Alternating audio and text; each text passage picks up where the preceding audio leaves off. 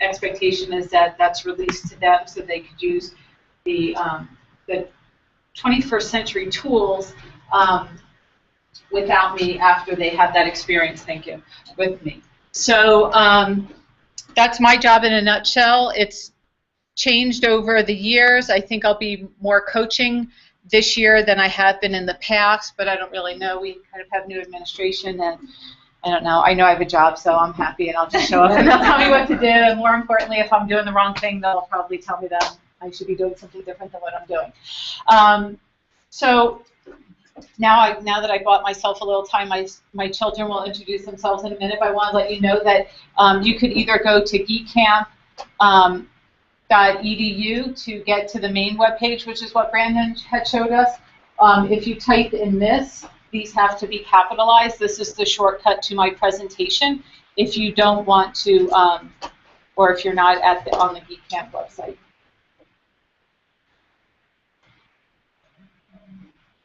Is everybody good to move on? Okay. So you know who I am. Kayla, why don't you go next and share who you are? My name is Kayla Blair. I'm now a seventh grader at Sierra Middle School. And I used to go to school since Prairie Crossing Elementary since preschool. And my mom's been there the whole time, so it's been kind of fun. And I know a lot about technology thanks to her. Okay. And I'm a fourth grader at Prairie Crossing. My name is Jake Blair. And I've gone there ever since preschool. Ever since you were a little kid? Yep. Yeah. Way back when.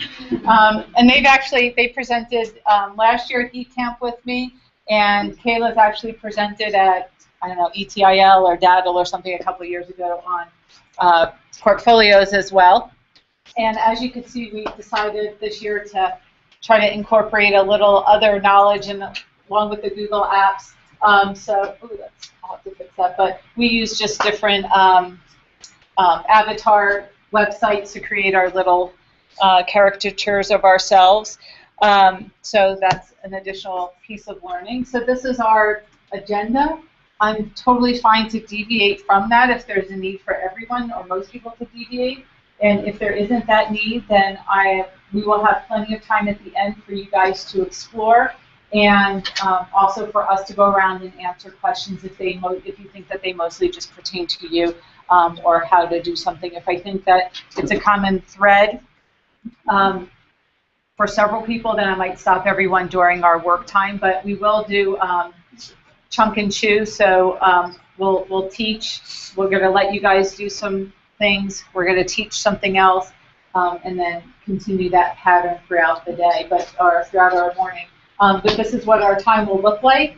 I will tell you that it's kind of an overview of Google Apps, but my goal is that everyone leaves here at least learning one thing new. So if you're like, been there, done that, know that, then your job, your responsibility is to let me know before you leave, so I could teach you something that I didn't know, teach you something that you didn't know beforehand.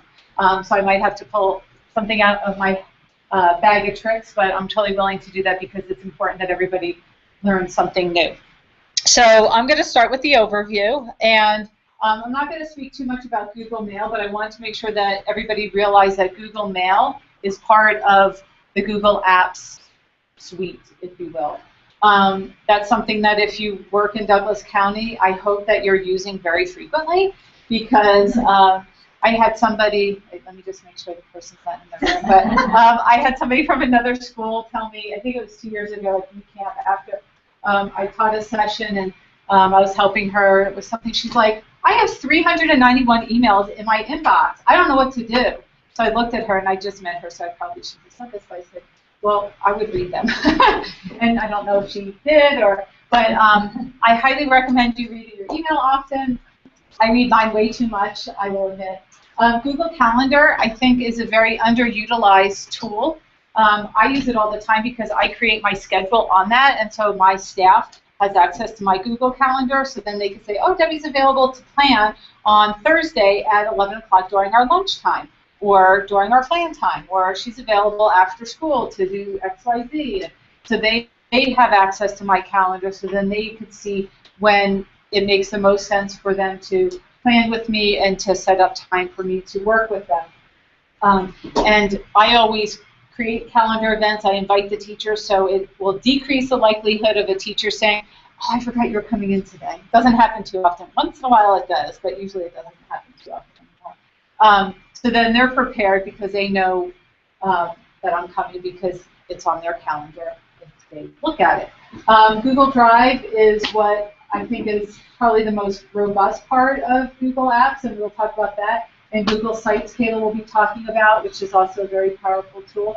And my guess is most people in the room probably don't know about Connect to More apps, and so I'm really excited to show you that because I think that's a great way for kids to access websites through their Google Apps account.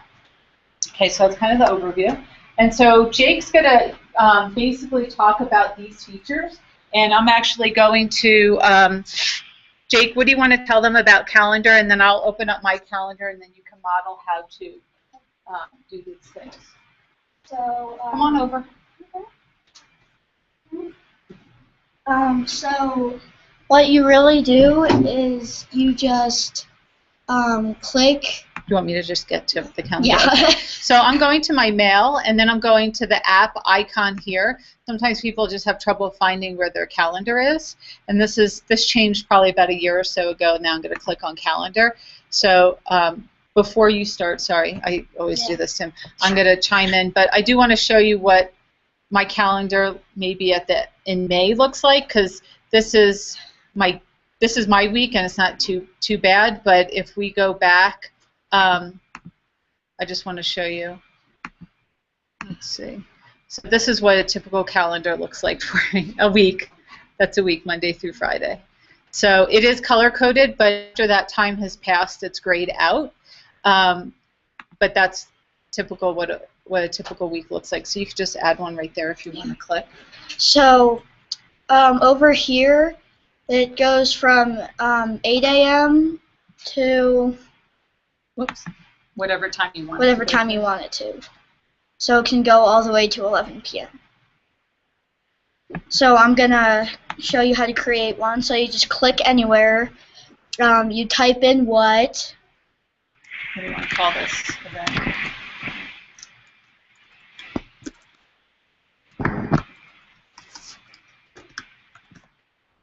Okay, and then if you want to edit the event, you can press edit event, and then it'll take you here. You can change the time.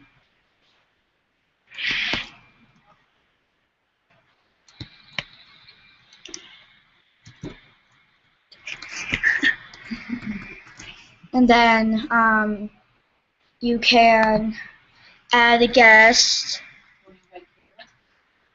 We could add yourself. My own event. You could add you too, Jake.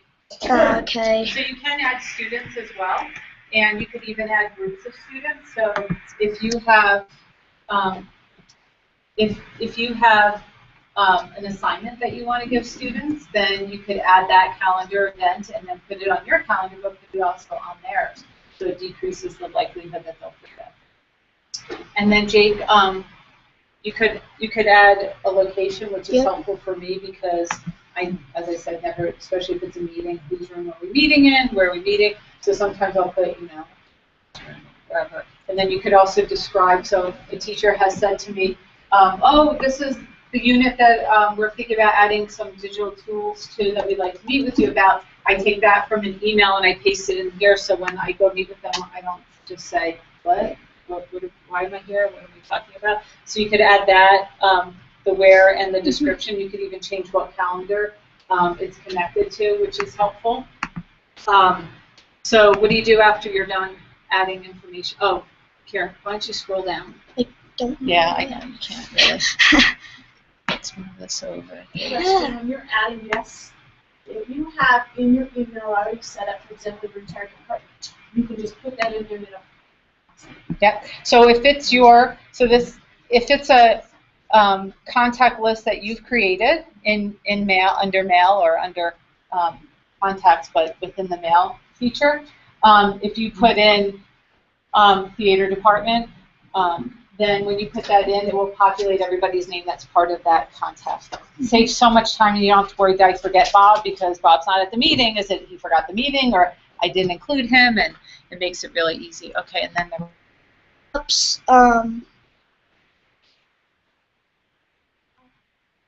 will show up in the top corner. Yeah, we'll show up in Or the top actually, it will corner. be the bottom corner. Bottom corner for. That's what a pop-up is. So you can change it for 10 minutes before, and then you can change it to hours, days, weeks, and then email is you get an email reminder from it. So you can do 4 hours before. I think you can have up to 5 email reminders, or 5 email or 5 reminders, and sometimes I do use all of them. If it's something that's out of my ordinary realm of the day, I know I'm worried I'm going to forget. I will set those up, and it's very unlikely then that I'll forget because I'm being harassed by my calendar. So then you'll scroll to the top where you show what to click on to make sure it's all saved. You press save, and then send invitations to the guests, and then you have it right here. Yep. And you can see this is dark purple. Could we click that X for me, please? This is dark purple because that event has not finished. This event has finished because the time is already passed, which is why it's light purple. So it's really easy. It's easy for my eye to go straight to where it's darker colors because that's where I need to be or will be heading to soon. So that's really nice.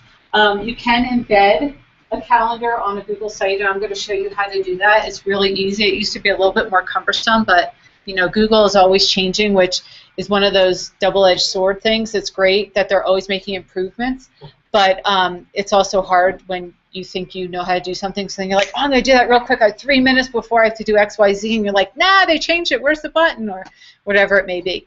I'm going to go to this site that I just created for our play area. And if I go to the edit button, and Kayla's going to be talking more about embedding, things like that, but on Google Sites, but I'm just going to show you this. So all you do is go to Insert Calendar. Can't get much easier than that. And it will bring up all the calendars I have access to. So you could create another calendar. You could have your calendar where you maybe don't want to share things with people, but then maybe you want to have a classroom calendar where you want to put assignments with their due dates, maybe even link it to other information, a description of the assignment, things like that. So maybe you want to embed that calendar. I have tons because it's I have access to all the calendars. That's how we use calendars to check out equipment, including laptop carts, iPad carts. We don't even use tripod. Don't usually use tripod rooms. We use it to check out rooms, but I think 1R is I taught first grade how to use calendar events, and so I think that that's what this calendar is. We're going to find out though. I'm going to click select, and then you could display more than one calendar. I'm just going to click save. And this is the thing, if you're not familiar with Google Sites, don't panic. When you embed or insert something, you typically don't see your work in its reality show up here until you click save. It's that final step. Often I hear kids say, it didn't work, Mrs. Blair. Well, it did. It's just... So then there's my little calendar, and you can see there's nothing on it, but I should have done mine real quick. I was afraid I was going to forget about it, but it doesn't matter because this is my own site. So then it's embedded, so then parents could see it if this is your classroom website, which Kayla will be talking about in a little while. So it's really nice, and it's always embedded, so you don't have to worry about, oh, I have to post that information about that upcoming project. You could put under description, you could put information, you could put a link that they would click on to go to find out more, whether it's the rubrics or the description of the project. But it's something that's really useful to use, and I think that it is very underutilized by students and teachers. Now that we're Chromebooks 1-to-1 for 2nd through 6th, I think that I was surprised last year when we went to that model that more teachers didn't use this for instead of planners. We don't have paper planners in my building anymore.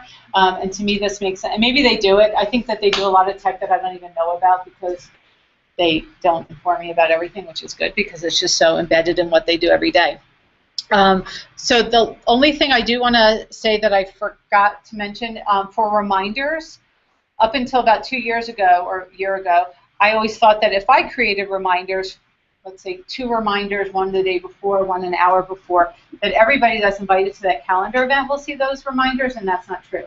So the reminders are for me because you may not want 5 reminders that you have lunch at 11, but that's important to me, and I don't want to miss that, and so I might have lots of reminders. So that people that are invited could go into that calendar event and set up their own reminders, but it doesn't happen automatically for everybody that is invited to that event. And I think that's important to know because I used to think, well, there's no reason why they shouldn't be here because they got that reminder, but they really don't. They'll have the calendar event, but not the reminder. Okay, so set reminders, Jake. I think you did all that. Whoops. Jake, do you want to tell them what their task is? Oh, do you want to tell them what their task is right now? So right now, you're going to create a calendar event and share it with someone next to you. So not only do you get to practice creating a calendar event, you get to meet the person sitting next to you if you don't know them. And if you don't feel comfortable with that, that's fine. But if you could at least create a calendar event for those that aren't familiar with that, if you are, feel free not to go through that process unless the person sitting next to you needs that support and help. And if you don't feel comfortable creating a calendar event with someone, with the person next to you, you can, if it's an event with multiple people, you can share it with. If you know that person's email address that you're going to be event with, you can share that calendar event with that person. Yeah, that's what we were talking about doing. Just that person, not the whole calendar. Okay, so we're going to give you just a couple minutes. We're going to walk around, answer questions, and help those that need help.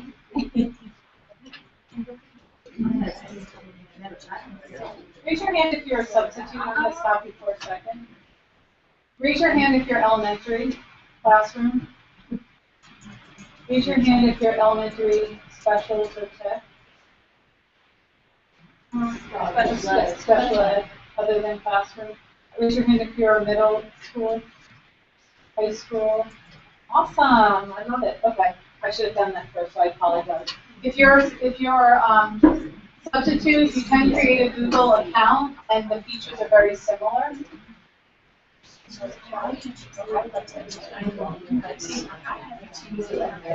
actually don't know how to do that.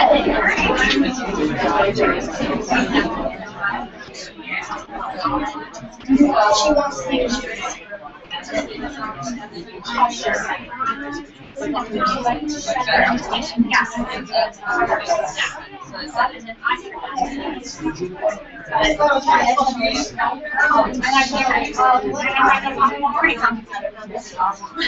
Okay, well, there's always here.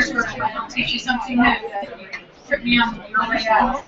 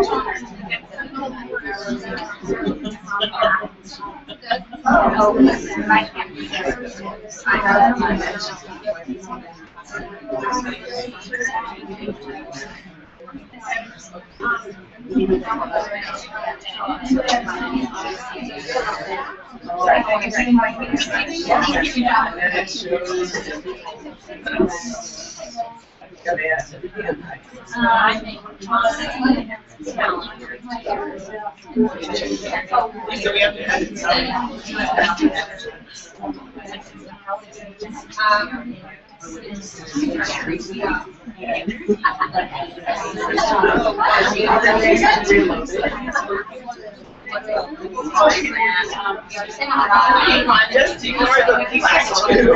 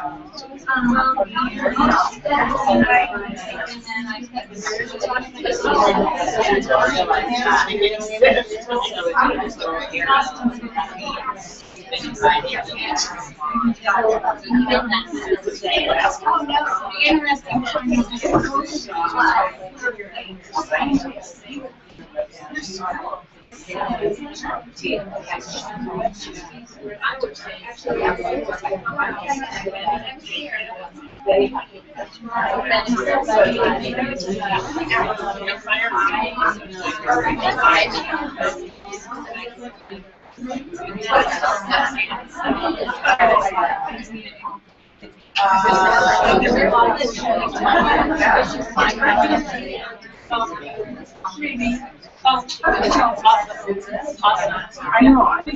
Yeah, thank you for saying that. Okay, you have one more minute.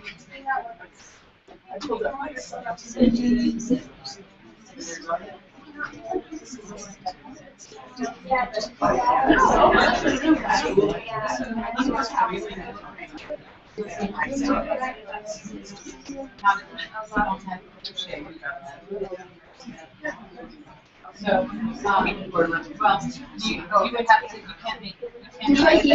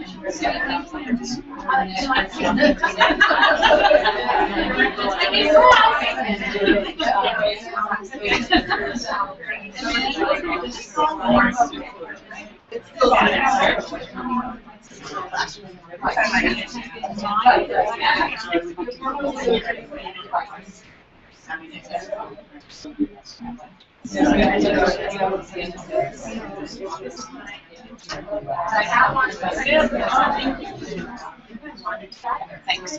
Okay, we're going to move on. Could I help you the next break? It will be in a little bit. I keep getting this snap here. Okay, I'll come help you with that after. Thank you. Just remind me. Okay, we're going to come back together. And I meant to say this earlier, but if this is not meeting your needs because you're like, I use this, I could do this in my sleep, or I could be doing this instead of you, Debbie, which is totally fine. Don't feel like you have to stay. This time is important. It's our summertime, so if this is not meeting your needs, as I said, it's very basic. But some people need that. Everyone's at a different place. I said that to my husband last night. I'm like, I feel like it's so basic. I'm like, well, some people need that, and it's okay. Everybody needs to be taken from where they are, and I think that's fine. So I don't want you to feel bad about where you are, but I'm glad that you're here, so then I can take you kind of to that next level. So I'm going to talk about Google Drive, and I mean, I could spend a whole day just talking about Google Drive. So once again, this is just an overview, and there's many really powerful things about Google Drive, but I just want to start by showing you this is kind of this is my screenshot of what it looks like. I'm going to go back to my mail and go here. This is the icon that's associated with Google Drive, and this is what mine looks like.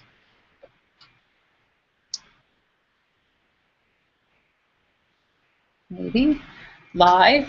And so I just want to start off here just to kind of show you the ins and outs of it. Right now, I'm in my Drive, and so these are documents that I have ownership of. So either I've created or somebody else has created but then have changed the share permissions and have made me the owner. There's a lot, and it's embarrassing because they're not organized nearly the way they should, but I always say, this summer I'm going to organize all my bookmarks and my Google Drive. Well, look at the time. I can tell you right now, it ain't going to happen this summer either. It's all good. So these are all, and I could scroll down and see lots and lots, hundreds and hundreds of documents. Shared with me are documents that other people have created and have shared with me. So that could be something, a lot of times I'll get documents and I'll think, what is this about? Why do I need this? And it's more of for information, like, hey, Debbie, I just wanted to give you a heads up, not because I really needed it. Sometimes teachers that I'm working with, I'll encourage them to create a rubric, and so they'll share the rubric right with me. And so I might be able to edit it, but I didn't create it, so it's not mine. I star documents a lot, so I could go back to them more readily. So these are all starred. And once I take the star away from that by just clicking on the star, then that will no longer be labeled with star, so it won't show up. Recent ones are just what it sounds like. You can move items to trash, and then I don't really have many other options under another what? Oh, like a folder? Yeah. So under create, and we're going to spend more time here later, but I'm just going to focus on this part right here. Folder, document, presentation, spreadsheet, form, drawing. So if you want to create a folder, you just click on folder and test geek camp. Maybe that will remind me that I don't really need it. And so now here's my list of folders. What I call it, test. So here's my folder. You could change the color, which I like to, and add a star to it. Oops, I don't want to do that. There's lots of different ways you can move a file. So I'm going to move this, and I could go to move to, and then a window will open up so I could choose what folder I want to move it to. You could also click and drag. Click there and click move. Okay, and so then let's see, go down to Test Geek Camp, so then you could see that document in there. Okay, so this is where you create, and when you create a document in Google Drive, regardless of the type of document it is, those documents take up 0% of your Google space, which is really important.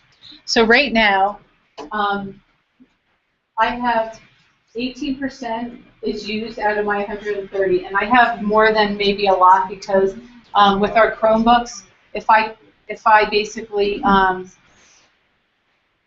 if I registered one of the Chromebooks, what I did was I registered one of the Chromebooks from school, and I could get you the information if you email me, but I don't know it offhand. I got an extra 100 gigabytes of storage, which is awesome because I'm a hoarder. But I think it's only for a year, and I'm like, oh, I'll worry about it in a year. What's going to happen when? I don't know if they take storage away, but hopefully they won't. So this number, the storage that, oh, that's a new feature. It tells you how it's broken down. But the storage that I use is because it's they're non-Google Drive documents. So, bless you. So the next thing I'm going to show you is uploading documents or files. So if I upload a document but I don't convert it to a Google Doc, then that takes up part of my storage. So some people upload videos and they don't convert it, that takes up part of your storage. And that could be a huge issue. I didn't realize that when we first rolled out Google Apps. I probably, was one of the Google ninjas, but I didn't remember that piece. So I uploaded all these documents into folders for our RTI process, and then I learned that it takes up space. And it took up space, and then I had to go back. I had to download them, and then I had to upload them and convert them. So once they're there, you can't convert them. So you want to make sure you understand how to do that beforehand. So if you go to upload, you could upload a whole file. You might not have that option. You might have to do a couple of extra steps to basically make your drive accessible to upload folders. And then I could just click on the document or documents that that I want to upload.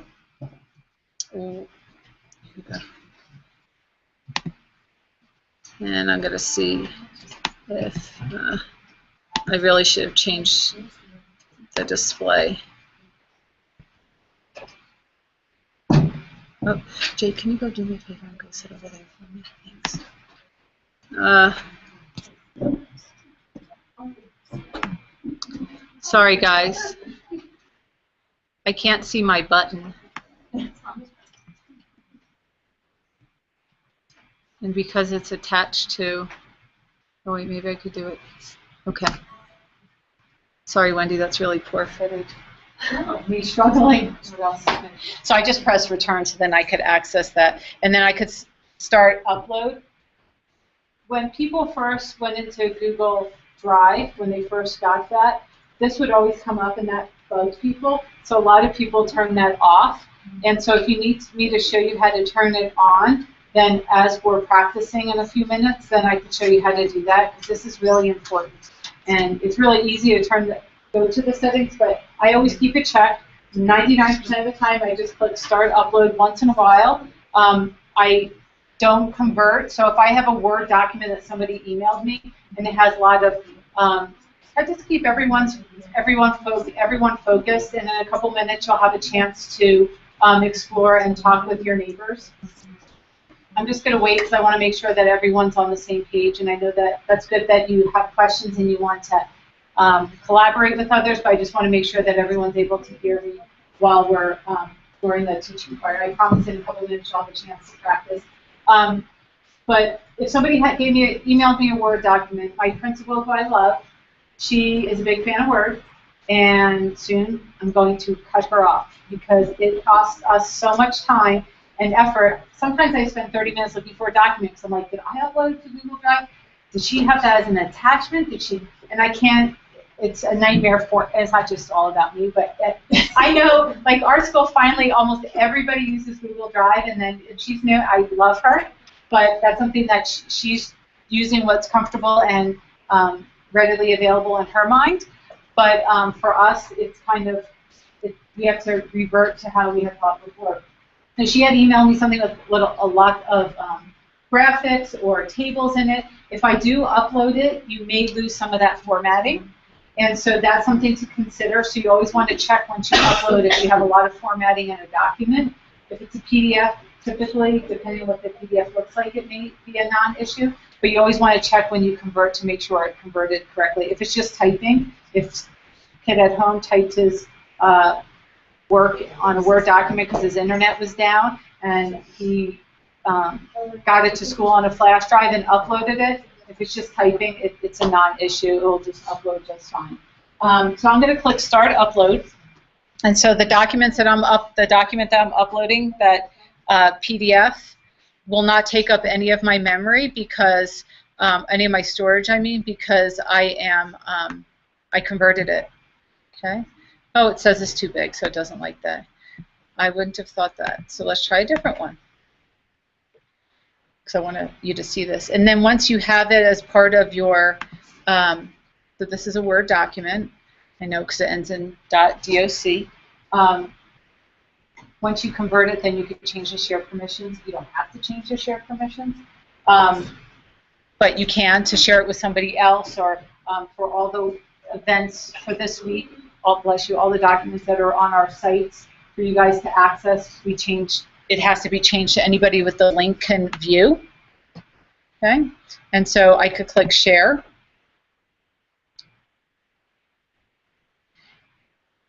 And then I could change this to anybody with the link can view. So far, nobody can still see it because I haven't shared the link with anybody. But I always get my students in the habit of doing that right away.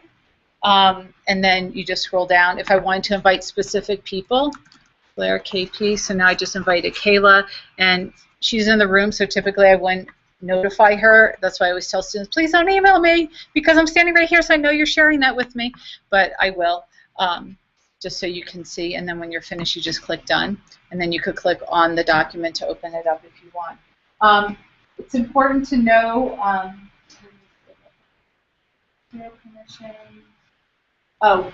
tip for especially students that have used Google or Drive before.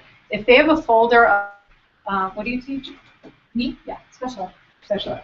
So if you have documents that are just for the work that a student is doing for you, so he might put his name or put your name and maybe language arts that you see him for. So it might be language arts in your name. And if he changes the folder permissions so that anybody could view, and also that he shared it with you, then everything he dumps in that folder will inherit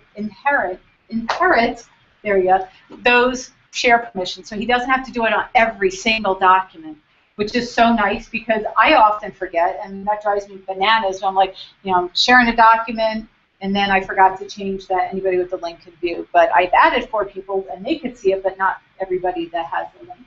And that drives me bananas when I do things like that. So if you put it in a folder, it will take the same permissions as the folder, the share permissions of that folder. Okay. The next thing I want to show you is that collaboration piece. So what we've done is Kayla created a document. There's a document that Kayla owns that she shared with me. And it came in as an email. And here's the email. So it says that she shared it with me. And then I clicked on this link, and I opened it up. And what she's been doing, I don't know why there's an S there, but if I hover over, it says Student Kayla Blair. So this is a list that she and Jacob were brainstorming of different ways that you could use Google Apps with students. And you can see right now that Kayla Blair is typing. So she's pink, this is pink, and it will say Student Kayla Blair. This is, if you haven't used Google Docs before, I hope that you consider using it for this, because this is so powerful. We talk in Douglas County about collaborating. And collaborating can mean that you two are sitting next to each other and you're talking about it, and I think that's important. Unlike the whole Twitter thing, like with the little girl with the video, which is hysterical, and that is the age of they're digital natives, and that's how they function, that's how they think. Yeah, I want to talk to him, but I also want to see him on Wi-Fi, is what she said, or talk to him on Wi-Fi, which was adorable. But the reality is, some students are lacking that social interaction skills because they're so used to being on their computers, and so I think it's nice to find a balance. And that doesn't mean they can't be talking about it, but adding to a document that they're also adding to, collaborating with. So there is a human interaction, but there's also that technical piece as well. And so she's adding ideas, and it could be from home, it could be in school, it could be from different classrooms, it could be somewhere from around the world. I work with a group that goes down to Belize, and they finally have electricity in the schools that we're working in, but one school even has internet now, and so when I go down in October, I'm hoping that I could figure out a way to, in a very low-level way, but using technology, get them to be able to add to a document like this and, do a comparison between, things about Cayo District in Belize versus Douglas County in Colorado, and have them add to that. So they're not creating the document, but they're adding to that document. That's very powerful, and that's just in time. Obviously, it's a live document, so whatever you put, you don't have to upload it. It's already there. Yes. I work with a lot of students who do documents this way, but how do you stop them from taking away somebody else's work? We have that happen a lot, and that's why I like people to say, never mind, don't use it. I think it's a teaching piece, because you can't, unless you go in and change somebody's privileges that say you can view but you cannot edit, but then they can't add their piece either. One option, one of Jake's suggestions, I believe, was put comments in Google Docs. So if that's a problem, you could have this as a, you could change the share permissions. Kayla, do you want to change the share permissions, the blue button, to comment, and add Jake, and he can only comment even though he's not on a device right now. And so you could have them comment, and Jake's class did that this year. They would get a poem, and they would be put in small groups. So like 5 students would be assigned this poem. It might be the same poem, but there were 5 different documents of the same poem, so it wasn't clogged down, clogged up with too many kids commenting in the same place. And then, did you do it? Yeah. Okay. Oh, perfect. See, I don't even have to do it. So she's highlighting what she wants the comment to relate to, and then the comment will show up on the side. And then you could still close somebody else's comment out, but at least it's not changing the actual piece of text. So while she's doing that, I'm going to show you something else as well. And I like to do this with the student, because I'm going to show you this, and then you can see how powerful this is to share with the student that is deleting. You could go to see revision history. And I wouldn't do this publicly because this will be a good lesson, though. You usually have to show them once. So if you go to revision history, so today, and there's more history to this, you could show more detailed revision. Kayla was on, Kayla again, 8:15, 5:38, yesterday, student Kayla, Blair. And so you could even see more details. And so she did everything on this. Jake wasn't on his device, but you could see. But it would have different students listed. And so it would say what they did. She just kept on adding, but if it said delete, like you could go back to different, if Kayla's like, when I left the document yesterday, it was fine. So I'm not sure what happened. So then you could go click on the last one from yesterday and show you it was blank. So you wouldn't really want to restore to that. If you did, you would click here. But if I went to a different one, so you could see how she had something and then she deleted it. So if it had Bob, is there anybody named Bob in here? Bob? Okay, because I always use Bob as an example, and I always feel bad if it was really Bob. But, so if I saw this and it said, student Bob Blair, he is so busted. And so it's like, Bob, come here, I've got to totally show you this. Let's go look at this. And then it's like, this tells me that you are not making as good of choices, because we talked about honoring everybody's work, and even if it's something that you didn't agree with, you didn't believe in, then that would be really important that you talk to that person, but you should never delete anybody's work. Kayla has something to add. In my class, we had to do like a 10-book challenge, and we had to read 10 books, and I think it was like 5 months. And then we had to write a summary for each. But some kids, they were reading the same book as we read in 5th grade, which we did do book projects on. but they turned in the summary for that book for their 6th grade one. But Miss Vanderveen, she went into the revision history, and she could see when they last edited it to make sure that it wasn't something that they used before. So that's also another reason. So needless to say, somebody had a... The same thing, what we do is when we have projects that we do certain parts, you can actually see, then there's the parent who comes and says, but my kid did 90% of the thing, and you can go in and you can actually see, yeah, Like, yeah, or no, not so much. Either way, you know, it confirms or disputes. So this was very powerful, and I would highly recommend instead of saying it's such a nightmare because kids are deleting other kids' work, so we're not going to use it. I'd rather have it as a teachable moment because the reality is this is a skill to collaborate, to share ideas, that whether it's in Google Apps or in something else, that kids are going to need to know how to do that throughout their education and throughout their life, and so it's really important.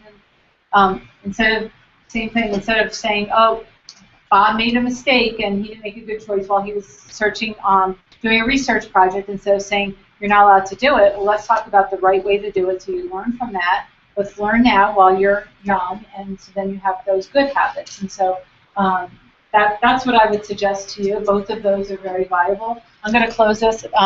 Jake. How did you get that restore this behavior? Well, it automatically shows up when you click on one of the list of options, and then it will be there for this one. So it's saying this is what happened this is what it looked like at 9:03, and if I want to restore to this, and I would click there, and then it would revert back to that. Good question. Yeah, I think that's a very powerful tool, and I'm going to slide over because here's Kayla's comment. So helpful for other students to interact with one another without deleting work. So she highlighted, and then she just did, whoops, let me highlight something. I actually went under comments. Right here? Yeah. So she did comments here. You could also do highlight and then do insert comment, and then you could type right there, and then when you're finished, you just click the comment button. So if I click on this, I have a choice. I can't delete it, but Resolve basically deletes it, which is a bummer, and I wish that wouldn't happen. Because actually in Jake's class, kids were resolving it. I'm like, do not click the Resolve button. It deletes other people's thinking, and that's not fair. And so some kids were doing it a lot, and I think they were getting confused with submit versus resolve. They just saw and like click the teachable moment the next day after we saw that some students had their work or thoughts deleted. So this is Kayla's, but I'm logged in as me on my computer, and I could click here, and I could reply to that comment. I could type something and click reply, and so highlighted. Oh, she didn't highlight anything. I did. Oh, I highlighted the comments in Google Docs for students to revise and edit from peers. Okay, so I don't know why that's not showing up when I click on that. I think when you go to comments here, it doesn't highlight. It doesn't work connected to what's highlighted here, whereas mine does. You can see from goes with this. And what Jacob showed me when we documented out the song to the poem, whatever. And some kids, when they were on the Google Doc, like one posted something, like I think one of the songs I did was happy, and it's like, I think this is a metaphor for blah, blah, blah. And then another student was like, well, that may be true, but it might also be, hyperbole for blah, blah, blah. So they were kind of talking together. Yeah, that's awesome. And that's the power of it. You can also use it for editing and revising. Students could give positive feedback or suggestions for work, and so it's not interfering with the actual document. So you're not writing or changing a student's actual piece of writing. You're just giving them suggestions or feedback on the side. I do have an edit and delete button, but that's only for my comment. So if I click delete, it should just delete my comment, not that whole thread of comments. Yes? Would it make sense to just copy the document, like this has a template, and you just have like 7 of them, and then you just have comment rights to that, so therefore, like you're saying, what is that too cumbersome? So you don't want them to change the content of the document, you just want them to comment? Is that what you're saying? No, but they would be like if you had a template, so you created something, And then you said, this is what I like to see, graphs, models, Mhm. this is the objective, blah, blah, blah. You start typing it out. Then each one of them just go to file, copy, and that way you can say, okay, the only permissions I give you is to be able to comment on what I'm doing. Then you would have, every student would have their own document though? Yeah. So I think it depends on the purpose behind it, because you as a teacher have to decide whether 25, 35 kids' documents for you to look at individual documents as opposed to, 5 documents with 5 kids commenting on each document. So I think it depends on the purpose behind. I think that is one option, and I was thinking as a small group. So yeah. Just like a flexible group. Mm-hmm. Okay, we have 5 kids. I wouldn't do it for 35. Right. But I mean, if I had 5. Yes. Yeah, and that's Jake's teacher put in them in groups of 5 or 6 based on their flexible grouping. But you use it for participation, you don't have to worry about right. modifying. And this gets really long. So if this one comment thread had 5 people responding to it, it gets really long, and so then everything else gets pushed down. So that's why we tend to do small groups. I think that's very manageable, as opposed to, and then they would just have viewing rights of this, so then they can't mess up the text. Yeah, I think that's right. Did I answer your question? Oh, yes. Yeah. Can you just review what you said about highlighting something? Can you highlight something?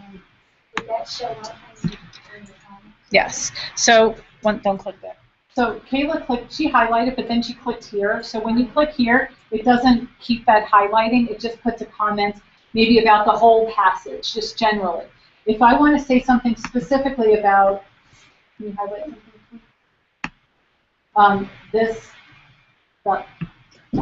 That random part right there, then you would go to the insert menu, and then go down to comments. In the middle. Oh, found it. And so now you can see that this highlighting is associated with this comment. I always have kids go to insert, or teachers if you're doing it for staff development. I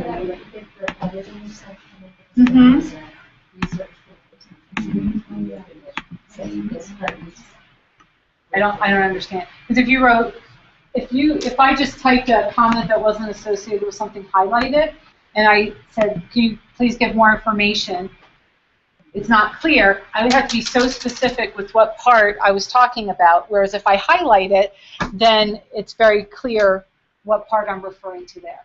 So it kind of speeds up the process. It makes it very clear so that students not saying, oh, I just thought you meant generally. No, I meant specifically for this paragraph and this sentence. I want you to be more specific. Cite your source or whatever. Good question. So, so I just wanted to show you how to, and this is one very basic way to collaborate using a Google Doc. You could do it with Google presentations as well. Whoops.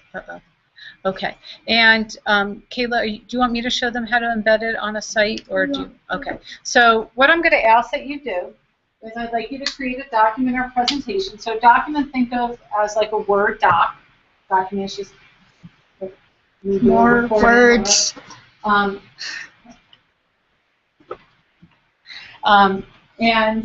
thank you. Or in a presentation, think about like a PowerPoint presentation, and that's what I'm using right now.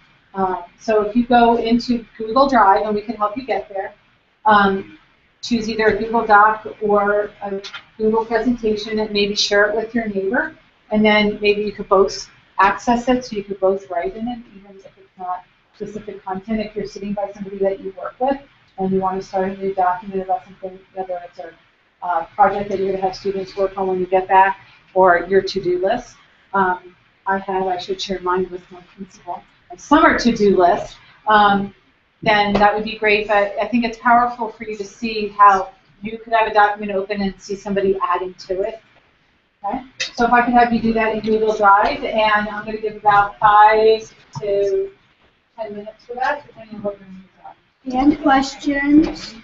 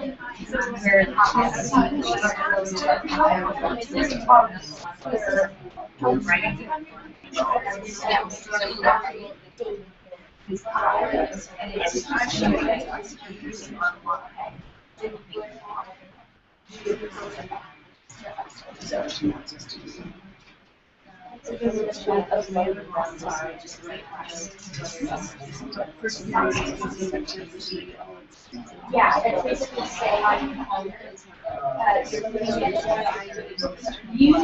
your in your is where you have it.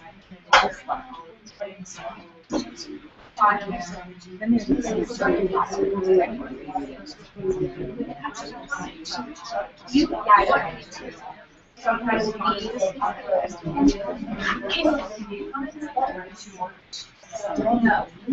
and you add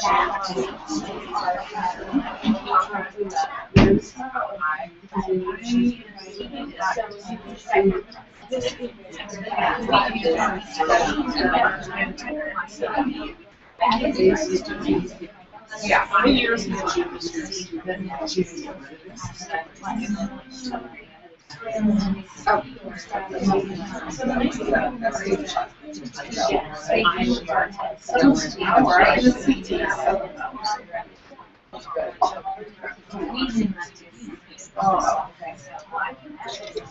So you can share it with, you can even, you can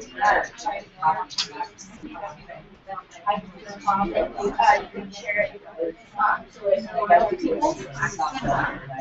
So they kind of share it with them, but if they know that you share documents on project, and Right. so you don't have to do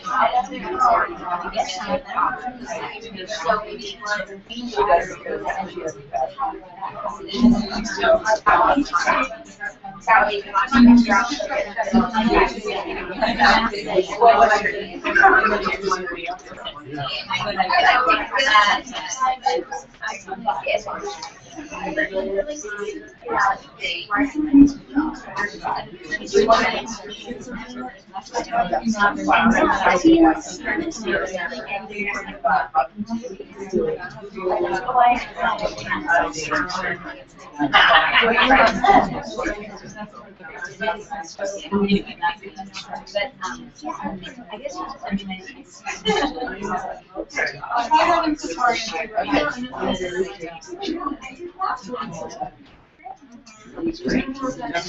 I want to get rid of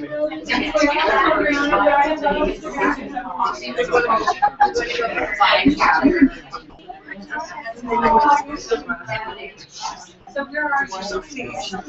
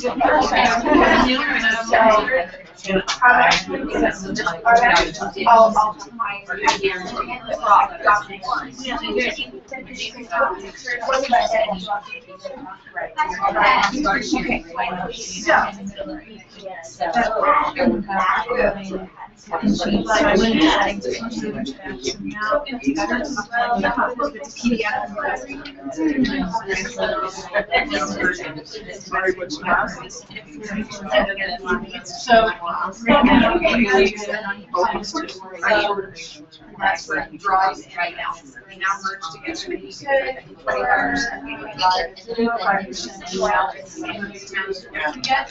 now,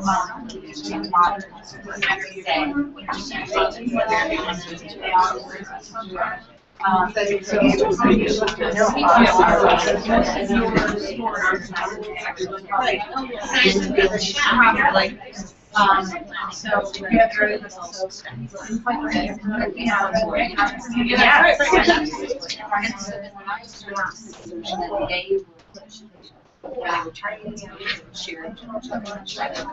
Did you do this as a presentation? No, just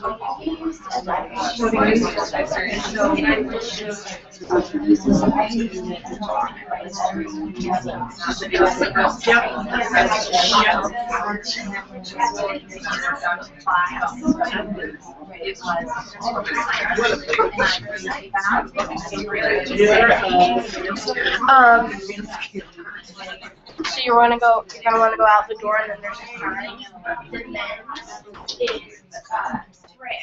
Right to that side.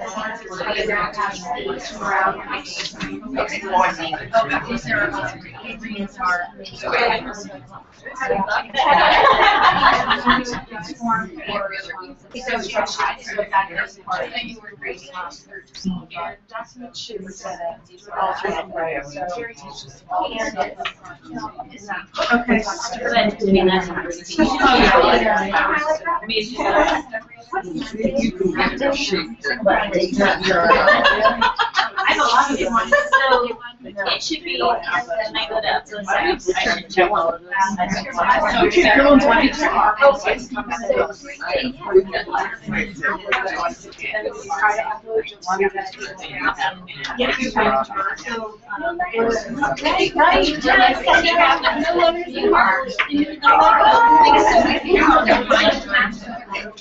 Yeah. You can actually, I'm good. Yeah, I'm set. You are good. And I took her next to the PDF as well.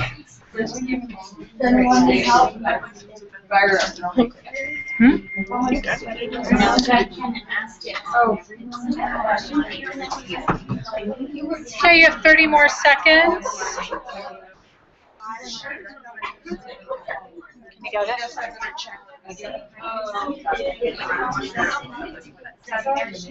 Doing a great job. Thanks for talking about who teaching's all about. So you can use this. You're good? What is that? The geek camp test? Right. Oh.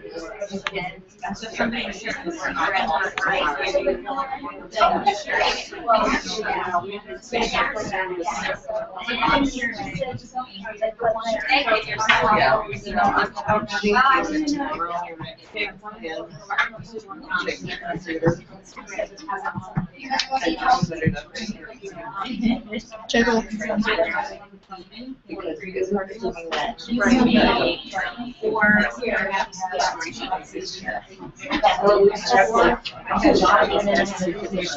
Oh, how fun!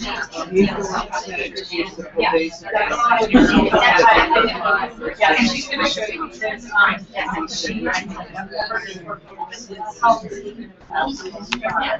Yeah. Just like how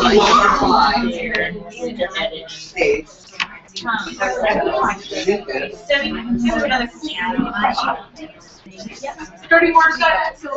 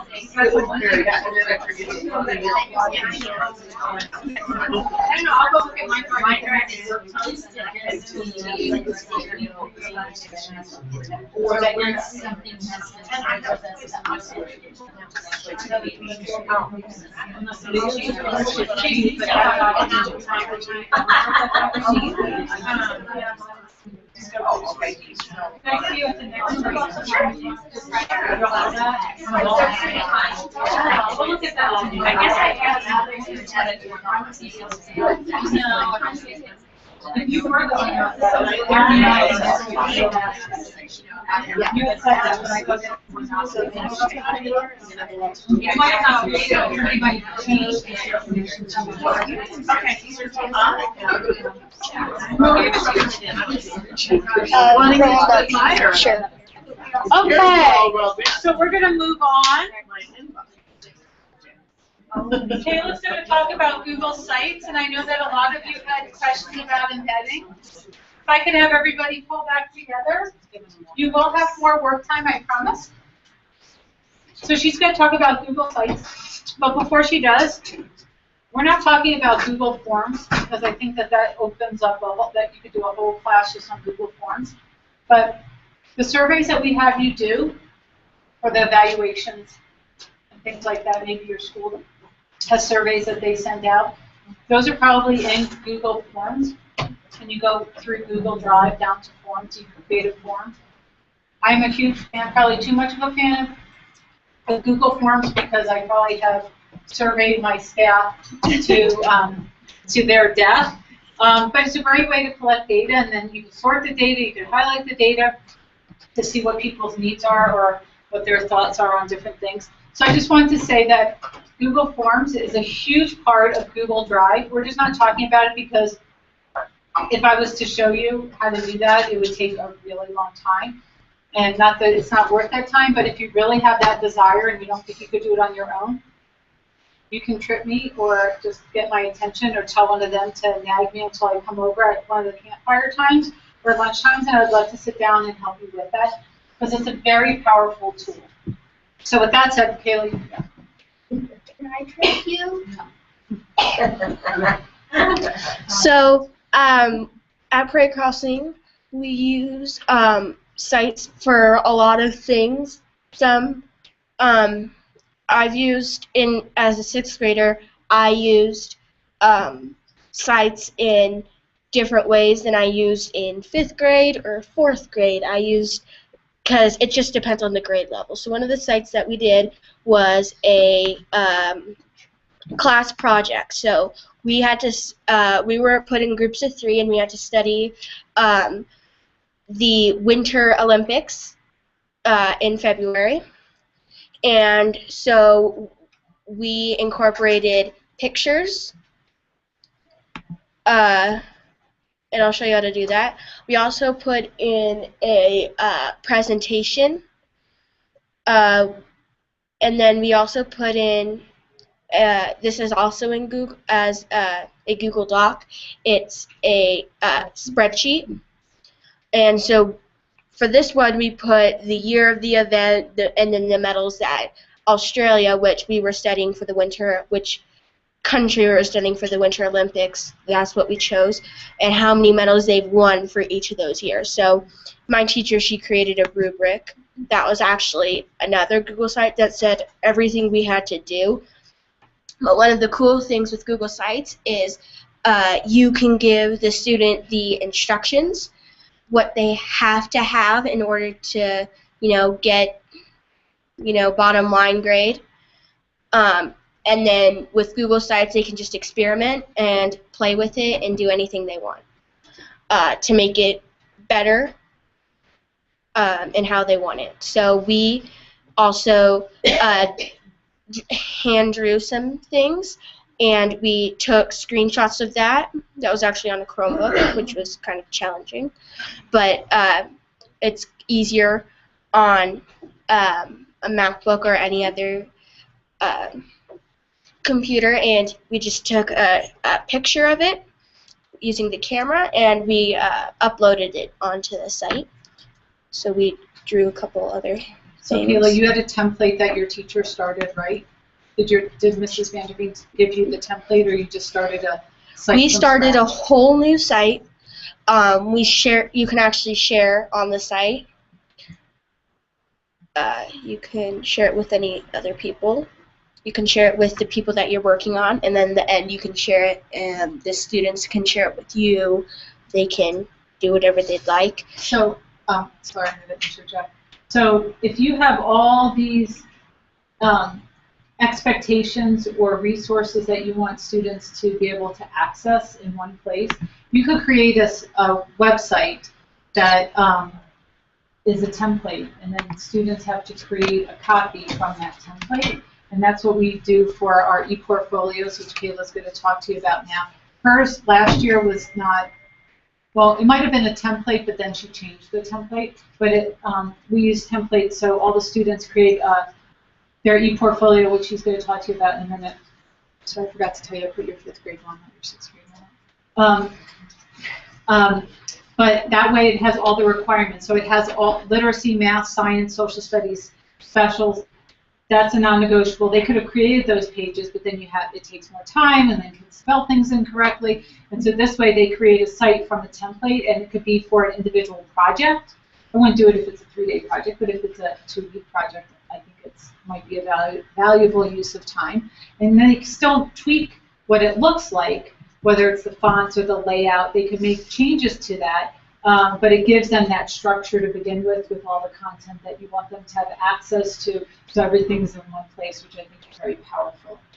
And you can, like here, I have the link to my 4th grade site, and Can you tell them a little bit about what an e-portfolio is? So an e-portfolio is basically, I like to call it a little, we do a lot of tech projects, and so this is a spot where we can put all of our tech projects in, and it's organized by what the subject we're learning about and that kind of stuff. But then the teacher, she can go to the e-portfolio instead of going to the individual sites, and she can just look at the project we did there, instead of going to the site and. What do you mean instead of going to the site? The website that we did the project on. So you're talking about like your Olympic project? Uh-huh. So she could just look at it on your website, your 6th grade website, because it was linked there. So these are called Wordles, and I think we did it for my 6th grade site as well. And they're just a little fun thing, but you can take screenshots of them and then you can plug them in as well.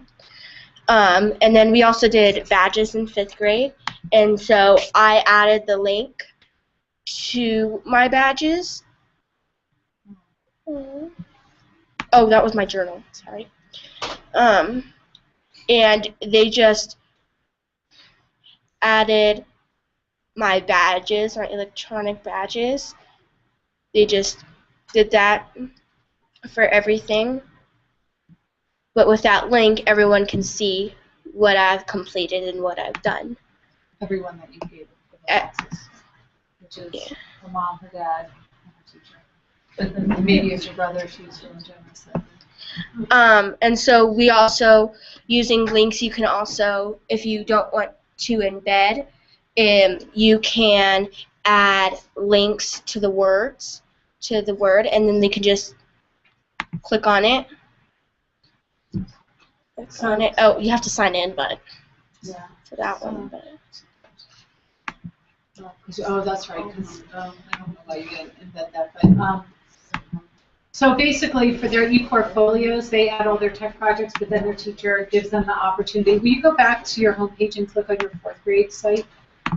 So we link site to site. So they do a new site every year, and we decided as a school to do that because I was afraid that organizationally it was going to be very overwhelming after kindergartner stayed at Prairie Crossing through 6th grade, and that they had. I mean, you could change the hierarchy and structure of that, so each year is a different main page, and then all the other pages are sub-pages for that 1 year. I was just afraid organizationally it was going to be too challenging, so we decided to each year they would have a new site, and that they would link their old site. So you didn't stay on there. We didn't want them to see it.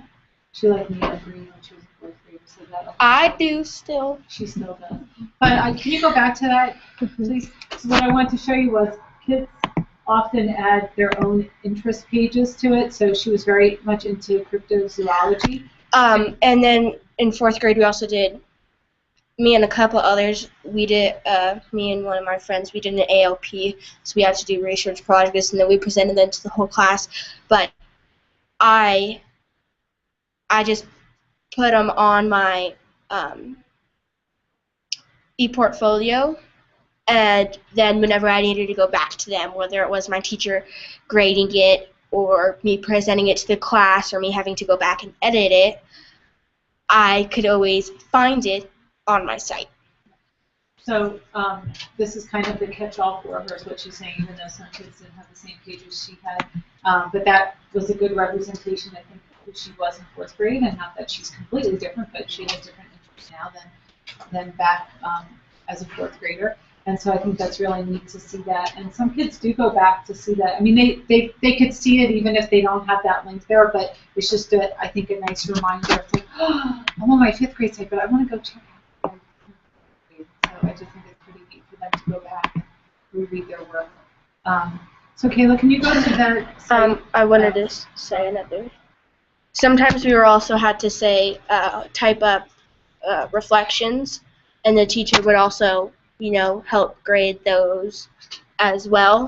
And it just kind of explained what this was instead of just, inserting a document and, the teacher wouldn't know, like, is this my cover letter?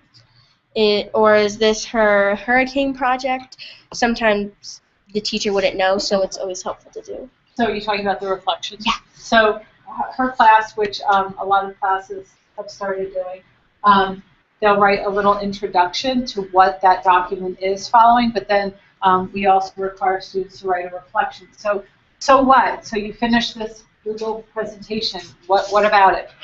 What did you learn from it? What's your walk away? Is it how you're you have other ideas of how you're going to use Google presentation next time? Is it something with the content that you're going to use in a different way? So I force them to think about what they did, not just the tool, but what they did using the tool, learning about that content, what was the purpose behind it, how they're going to use it in the future. So I'm just trying to take them to that next step. And so the expectation is that they date everything. They don't have to write a little intro blurb about what the project is. I think it's very helpful. Most 4th through 6th grade classes do that. But the reflection is a non-negotiable, whether it's about the tech piece or the content or both. But that's a non-negotiable. And I don't even let kindergartners write. I do cut them some slack, but I try to highly encourage kindergartners to not even write, I liked it, it was fun. And after kindergarten, I don't accept that. So 1st graders know that, if they write, I liked it, well, what about the project did they like? Did they like the content? Did they like the tool that we used? Did they like having choices of tools to use for their project? And that's really important that they think that.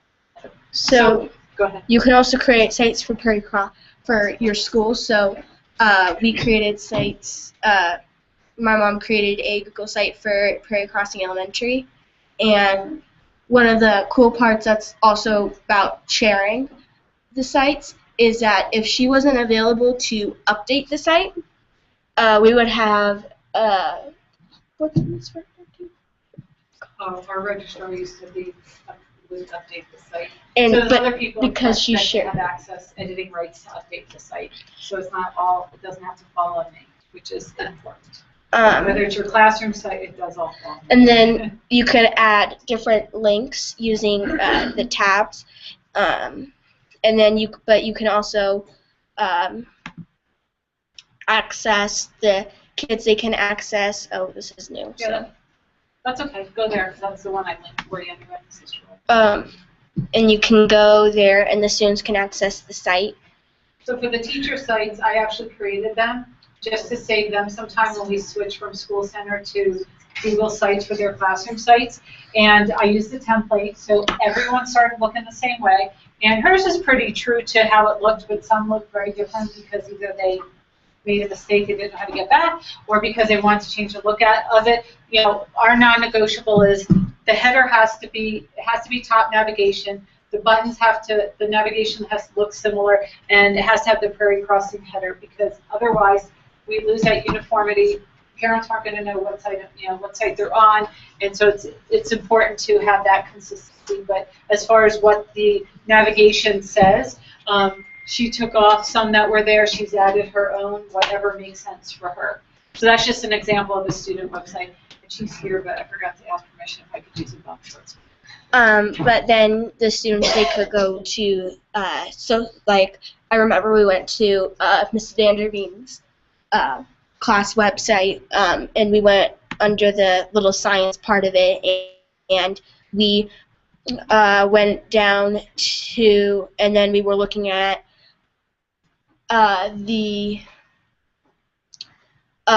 we had to go on to Brain Pop to take some quizzes, so she had the link to Brain Pop. She had the link for some requirements of some of the projects that we had to do in science. But then she also had kind of some questions that we had to answer. It was all kind of just there where we could easily access it. And you know, the first week of school, kids might say, "Oh, I couldn't do that because I didn't know where to find it." But after that first week, it's like, no. I know you know how to read math. I know you know how to get to the website. We've gone over this, and so we've verified all that. And it decreases the stress, I think, for the kids because they can take that responsibility for accessing the information. It might be the same information that she handed out on a piece of paper for them to fill out, but then if they needed it again for whatever reason, because they lost a piece of paper or they left it at a parent's house or whatever, another parent's house, then they could still access the information that they need. They're in charge of that learning piece, and I think that's really important. So one of the most important things that I think personally is that you can add pages, because that's basically where you're putting all the information for your site. So you just click on new page, you name your page, but then down here you can put it at the top level, so it's on the side, or I can put the page under the home page. So under the home page, and it only gives you the choice of under the home page because that's the only page we have so far on this. You could just give a couple more minutes, okay? Okay. And then my test, you can pull up the home, but then the test is under it. So under here, you can insert your drive, you can insert documents, drawings, folders, form, an image, presentation, spreadsheet, or a video. Can you insert a document? Because I know some people were wondering about how to do that. So you're going to insert... Just go up to the top and pick something.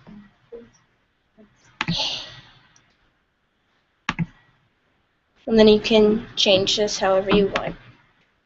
But with anything you're inserting in on your site, you can have it right aligned, center aligned, or left aligned. So it's just, this is big, so it doesn't really matter.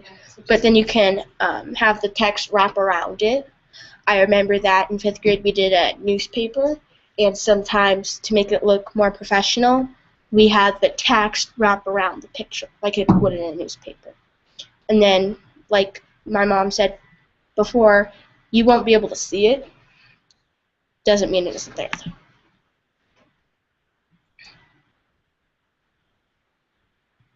And you click the pencil if you want to make changes to it. She didn't have to click the pencil first because she just created that page, so it automatically puts you in edit mode. And I'm sorry, because I really need to change the display on this with this projector. What other, I know that people wanted to see how to insert images. We're not going to have time for images, but insert documents. Is there anything else? Hey, Jake, I think you're going links. Oh, links. Okay. So I'm going to type, so you can click return a couple times if you want some space.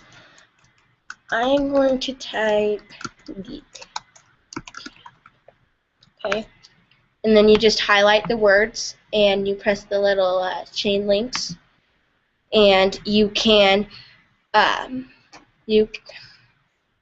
you can link it to a web address. You can link it to an apps script. I don't know what that is. But you can also link it to a sites page, so a different page on your Google site. So I'm going to do a web address, and I'm going to, where's the key? That's good. And I always 1, 2, 3. I always do what Kayla's doing. Instead of typing the address in, I always copy and paste it, so I don't have to worry about spelling or anything like that. And I always like to check the box, open this link in a new window, so then I'm not. And then it's linked. So when I save this, and I click on my Geek Camp, first of all, it's underlined, so you know that it's linked, but then you also have it linked to page. Any other questions? I use that all the time, especially for younger kids. I use Simpaloo, but sometimes if I just have a couple of sites that I want them to be able to access, I'll put it on their teacher's site for these 3 websites for them to go to, and it kind of decreases the confusion. Do you want me to show embed codes? No, I don't think we're going to have time for that. Okay. But I like your ambition. Okay. Any other questions about embedding or insights or inserting? So for this little part of it, the sites, we would want you to create a site for your classroom or a different project you're working on, and then try to embed the document that you created or that was shared with you for the Google Docs previously into the site. And we already had created that site, so let me show you. I'm going to go to the apps icon, and I'm going to go to sites. And when you go here, dramatic pause, you'll see a red create button, but I also want to just tell you, so here are the list of my sites, but when I click create, I could start with a blank template, which is selected, but if I wanted to use a template, so creating the template is a whole nother ball of wax, but if I wanted to use a template that somebody has already created, so this is how I create our teacher sites. I just typed in PCE. Everything related to PCE in theory should start with PCE. This one I did not create, so it does not. But this is the classroom template that my teachers, that I used to create for my classroom, that I said I did for my teachers. And so it brings up a little view, and then if I wanted that, I would click select, and then I would PCE Bob Smith, click create. And so you don't have to use a template, but I just wanted to show you where those templates live. You could just start with a blank template and then create that. So why don't you do that? I'm going to cut your time short. I'm going to give about 7 minutes. And I'm going to try to hold true to that. So you create a site and then insert a document. The Google Doc that was created or shared by you. And if you don't know how to do that, Jacob will take a break from taking pictures of his leg, and we'll do it.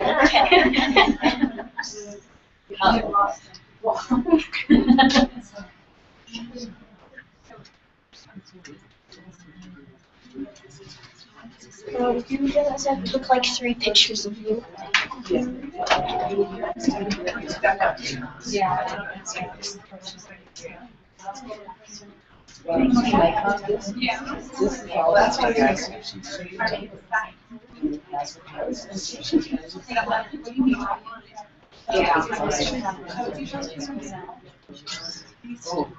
So this is a student.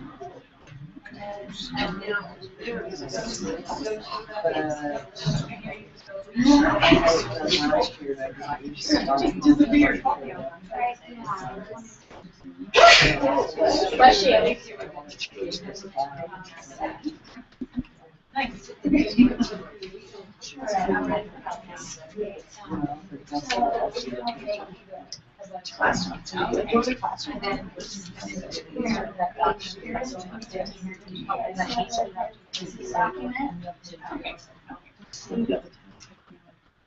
Well, that's nice. I should have known.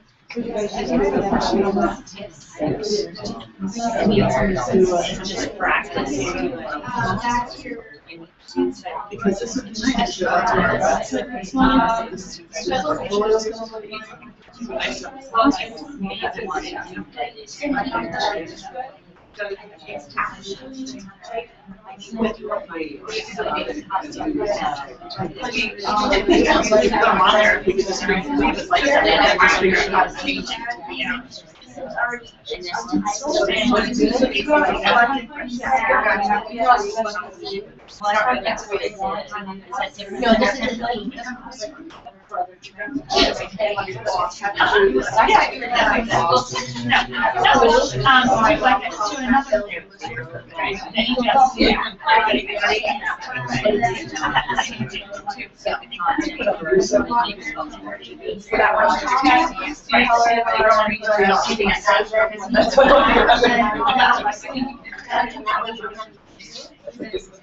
Well, the dates would all change.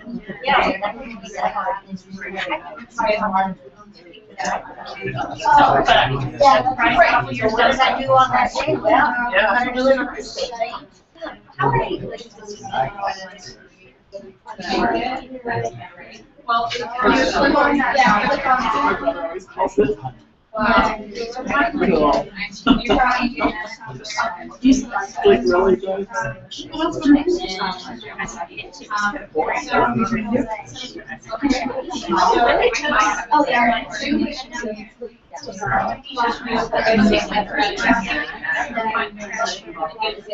Oh, yeah.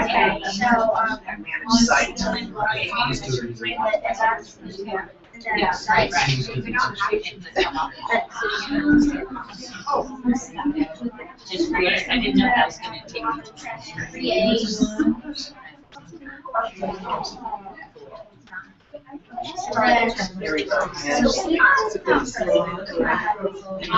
Yeah.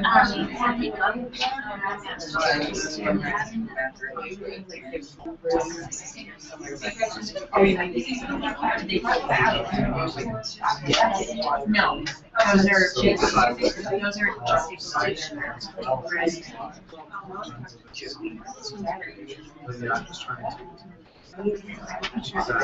and we can change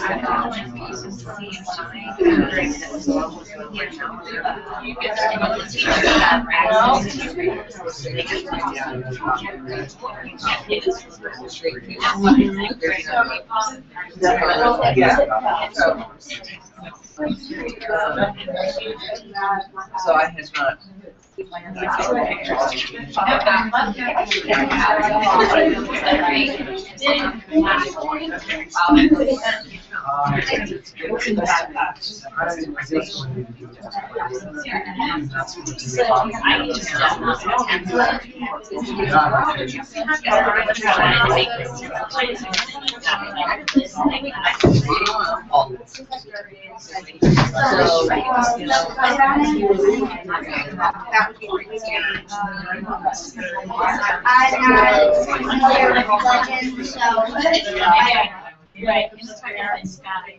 Oh, yeah, you can edit that.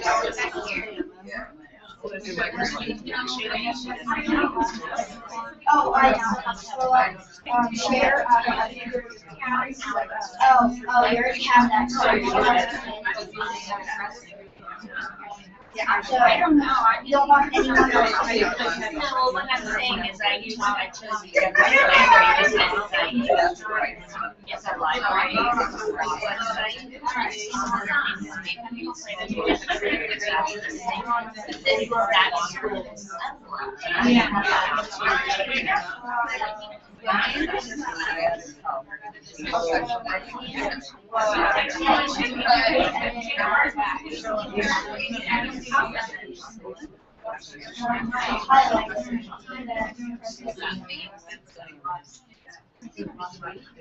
So I can just add it here.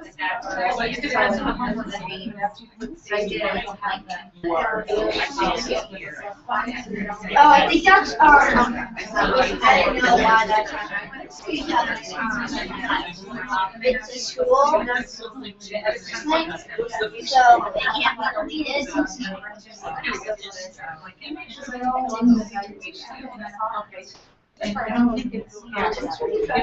I would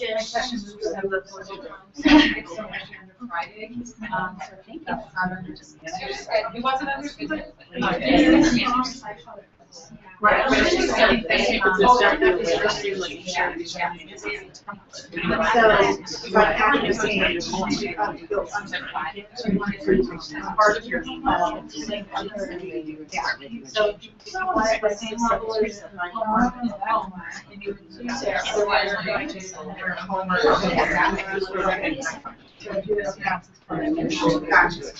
Thank you. Yeah, your best bet is to stick around and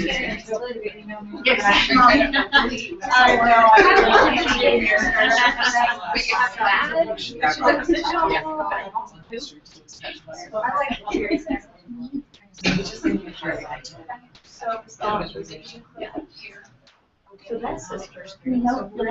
Just we can make a copy of this.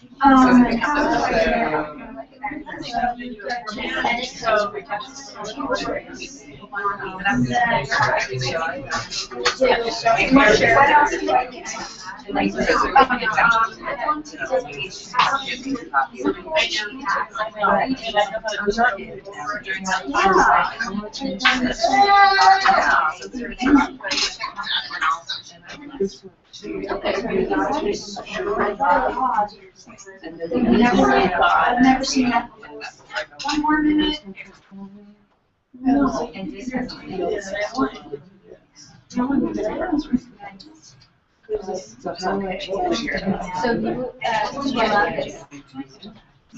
and writing is there.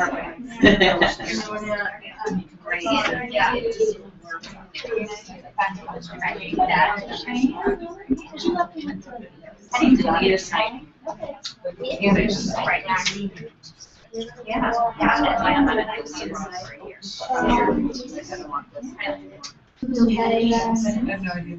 Delete sites. Oh, great.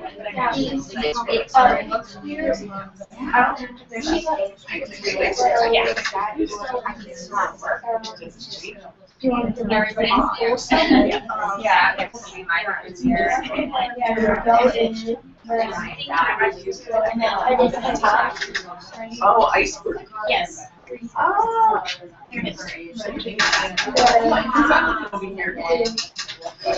Yay, very beautiful now.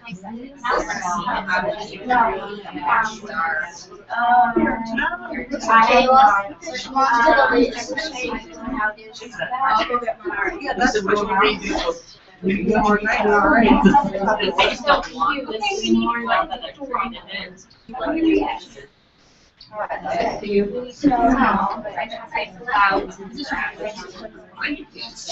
don't see any clouds.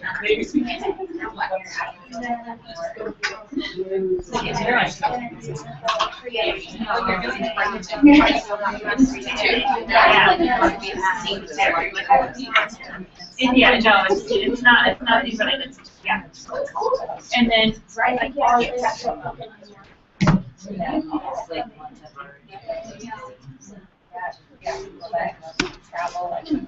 I mean, how do you get rid of a site created? I will show you. Okay, I'm going to ask that we all come back together I'm going to show you how to delete a site, whether it's the one you just created or a different one.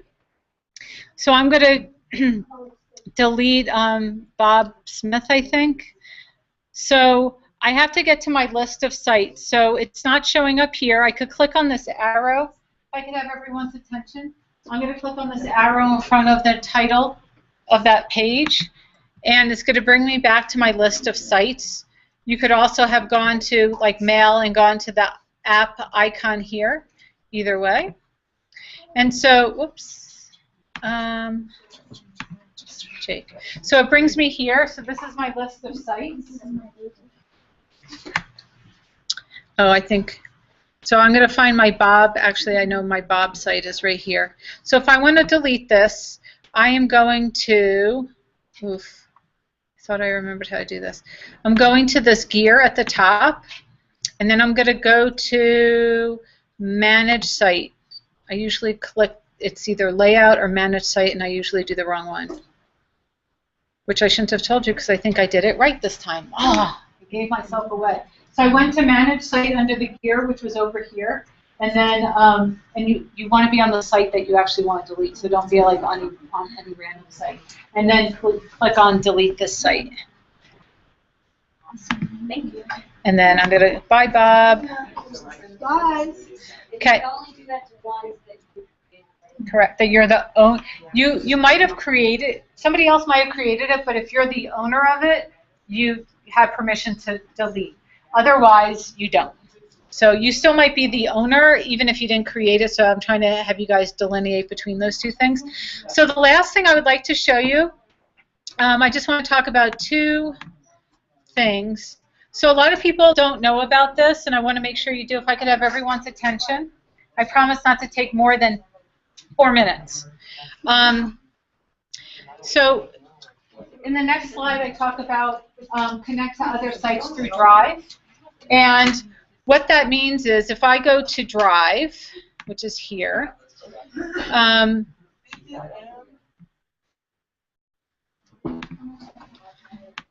so I'm going to go to my list of documents in my site. If I go to Create, and I scroll down, at the bottom it says Connect More Apps. Now what this does is it's not installing any apps. Basically it's creating a link from Google Drive to other websites. So the benefit of that is that when you create work in let's say, this is one that I'm going to start using. I'm so excited. Move Note Presentation. So I found that, and I'll show you what that looks like in a minute. But Move Note Presentation, it's a website. I could go to movenote.com, same thing. But because I'm logged in to my Google Drive account, when I create something in MoveNote, my work will be saved in Google Drive. Which so it's lovely. So I had something that I actually put in a folder before, and it was from here's one, Test Meta. That is from that website, and it saved my project. Here's Test MoveNote right here. It saved my work in Google Drive. So it's not saving it in the website. It's not saving it to my desktop. This is really helpful because we have Chromebooks, so it's really helpful that everything gets saved to Google Drive because I can't install apps on Chromebook. Okay, so let me show you what that looks like. So if I go to scroll down to I go to Create and Connect More Apps, and I go there, it will show me the apps that Google has worked with these other websites to work together so they speak the same language.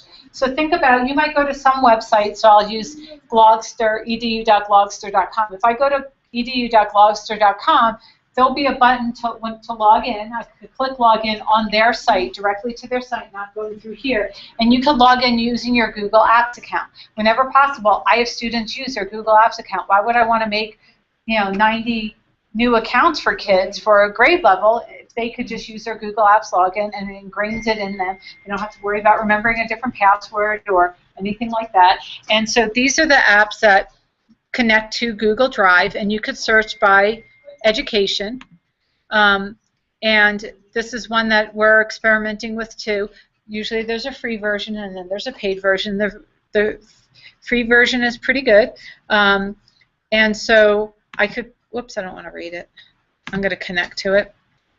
And so when I create a movie in Powtoon, it will save in Google Drive. So I could connect, that didn't really work, but I could connect to that. And so then that list, those list of, see, oh, I can't do it because it already has a check mark. Do you guys see that? Mm-hmm. That means that I've already connected it to Google Drive. So if I wanted to do this, I could click the plus connect, and then it will have that green button or the green check mark. So I'm going to click OK, and then that one that I just did, I could click here. Asking questions like, who are your email address, basic information. So once you go to that site the first time, it has to connect it. It doesn't do it automatically for you. So it just wants, it asks permission that first time whether you're giving that website permission to use your Google credentials, and that's fine. If you don't feel comfortable with it, then this is not probably for you. But that's fine. WeVideo is one I use a lot for video editing, especially since we're going to Chromebooks. Not solely, but primarily, and so we don't have access to iMovie, and so WeVideo is what I use for video editing now with students, and it functions a little bit differently, but I like it. And so the ones that you've connected to show up. You could either click the lines down here, or you could use the arrow here. So that's all I really want to say about it. I want you to explore with that, but before you leave your ticket out the door, and I will get your question in a minute, I'll come talk to you. Two things I want to say. The list of resources, the examples of uses of Google Apps, the second one, I actually meant to move it to the first spot earlier. This is a presentation I did before on Google Apps, and there are tons of student examples in this one. So, Kayla, can you do me a favor? Can you put stars in front of and after examples of uses of Google Apps? It doesn't have to be this second. You could finish chewing if you want. So this is a great resource for you to see. I have different grade level examples. Unfortunately, they're all elementary, but I think it will give you a good idea of different ways to use Google resources. But here's some links to use. And after this page, it does have some other information. Please fill out the survey. Actually, I have to stop you for a minute. Sorry. There is an evaluation for each session, and not only are you expected to do that, but that would be really helpful to us to give us feedback of what worked for you and what didn't. So when you click on that link, please know that if you click on Tuesday, I'm checking to see if they changed it. Somebody said they hadn't.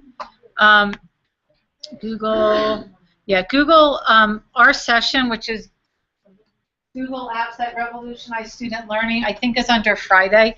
They were supposed to change it. Our session changed like 3 times, so you might have to go to Friday and click continue, and then Google Apps that revolutionize student learning. So if you go Friday, the week will go by fast, but not quite that fast. And if you wouldn't mind taking a couple minutes to fill that out before you leave or over lunch, it would really mean a lot to us.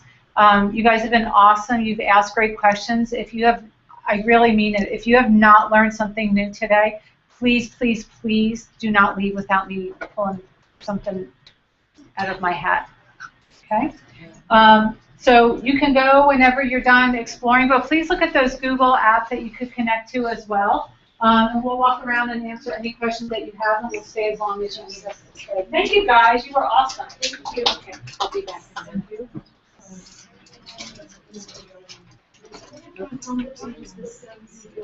No, that's let me. So I have an icon right by where the arrow is, but my thing is just all dry. So what I'm trying to do is work all along the connect this link. All right, thank you.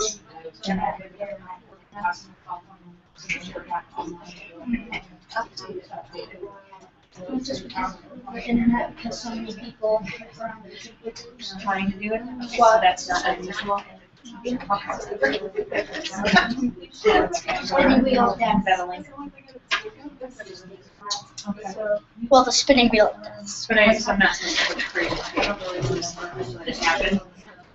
I'm going to tab linear drive kind of stuff. What, is it necessary to do anything that converts like any of these apps down to the converters? I don't think that's that because, you know, you can write a steering wheel on it. You can download it. Okay. So which ones do you like? I don't personally Yours, okay. actually.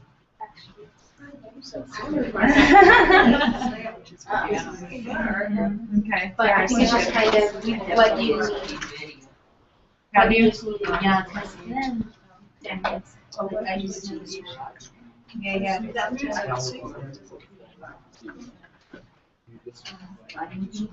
but with video, then it doesn't matter. They can share templates that work all of yours. Or is it well, you actually create it. It's just kind of a. And then it's really helps you.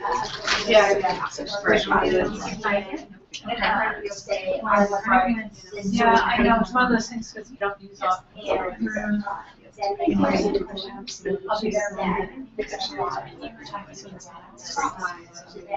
so these are.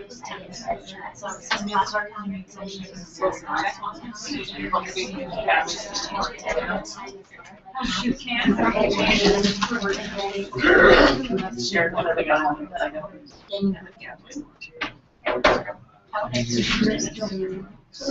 Did you create a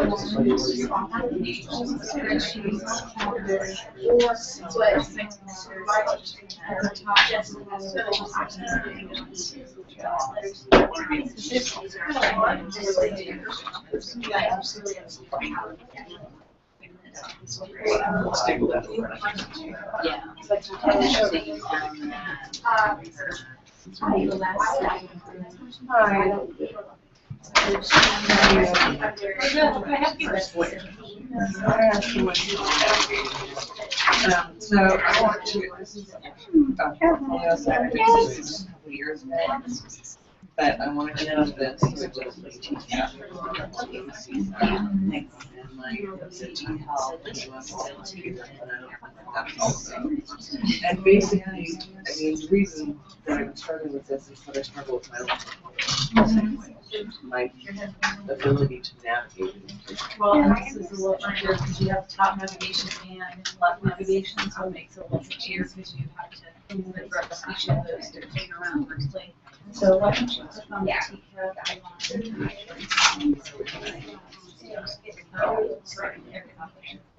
So, and you can look at